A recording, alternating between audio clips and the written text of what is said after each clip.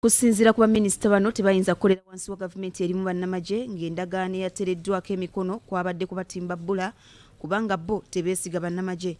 Baminisita balekulidde kuliko ow'ensonga z'ebweru, ow'ebyamateeka, ow'ebyobulimi, ow'okufukirira ennimiro, ow'abamusigansimbi, ow'amasannyalaze, ow'ebyenjigiriza ebya waggulu, ow'emirimu n'abakozi, ow'ebyentambula, ow'abavubuka, ow'ebyobulamu n'ow'ebyeddiini nga bano bonna bawaddeyo ebbaluwa ezirekulira emirimu gyabwe.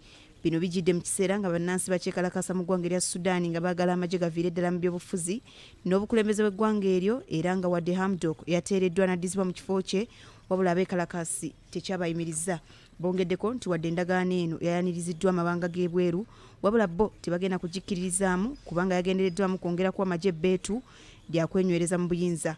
Agava Sudaani era galaga nti ku baminisita 12 abalekulidde 5 ku bo be bamu ku bakulemberamu enkyukakyuka n'endagaano eyasooka eyali ey'okugabana obuyinza wakati w'amagye ne bannansi.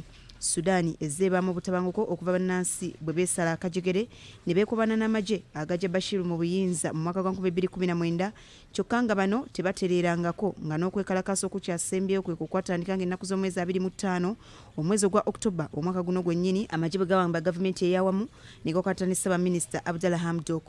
Bwe butuukidde olwaleero ng'abantu 41 be baakafiira mu kwekalakasa okugenda mu maaso n'abamu ne babukawo n'ebisaggo kyokka nga nakati bakyekalakasa. Mu ggwanga erya Sudaani